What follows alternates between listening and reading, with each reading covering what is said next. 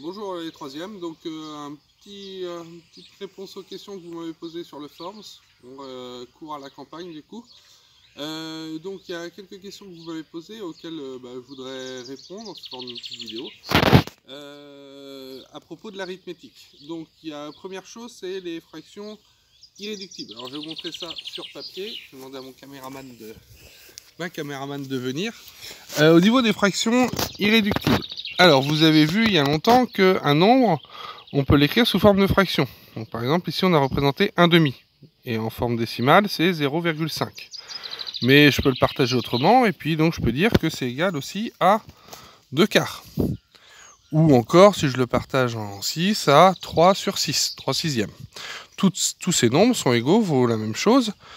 Et il y en a un où le numérateur et le dénominateur sont les plus petits, 1 demi, ici est irréductible, car on ne peut pas trouver de fraction qui représente 0,5 avec un numérateur et un dénominateur plus petit que ça. Donc on dit qu'on ne peut plus réduire la fraction. D'accord ? Ce qui se passe sur vos calculatrices, quand vous rentrez une fraction, par exemple 7 sur...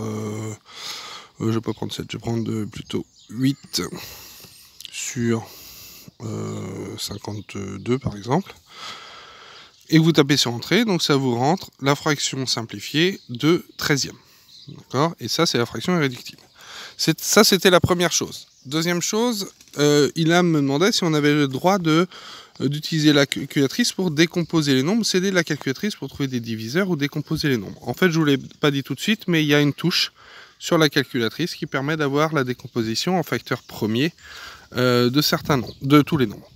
Pour ça, donc vous devez, si vous voulez la décomposition en facteurs premiers, par exemple de 74, vous allez taper 74 sur votre calculatrice, puis sur Entrée.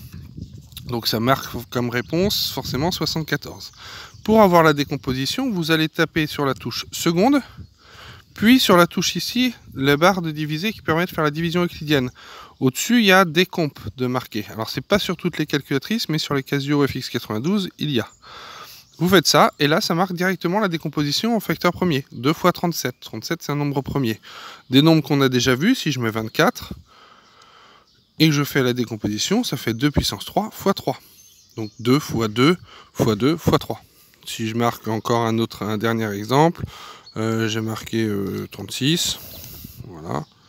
Sa décomposition. On a 2 au carré fois 3 au carré. D'accord ? Et 36... c'est bien 4 fois 9, 4 c'est 2 fois 2, et 9 c'est 3 fois 3, donc 2 fois 2 fois 3 fois 3. Et c'est bien 2 au carré fois 3 au carré, comme on venait de le trouver sur la calculatrice. Après ça, on va pouvoir l'utiliser pour simplifier des fractions. Donc par exemple, je voudrais simplifier la fraction 135 sur 240. Je vais utiliser la calculatrice pour faire 135 la décomposition. Je suis à la campagne, il y a des tracteurs, donc ne vous inquiétez pas du bruit derrière. Donc décomposition de 135, c'est 3 au cube fois 5. La décomposition de 240,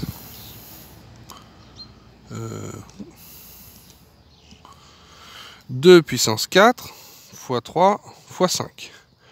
Donc je peux l'écrire sans les puissances. 3 au cube, c'est 3 fois 3 fois 3. Donc j'ai fois 5. Et ensuite, 2 puissance 4, c'est 2 fois 2 fois 2 fois 2 fois 3 fois 5. Je simplifie, donc je peux simplifier par 5, par 3 une fois.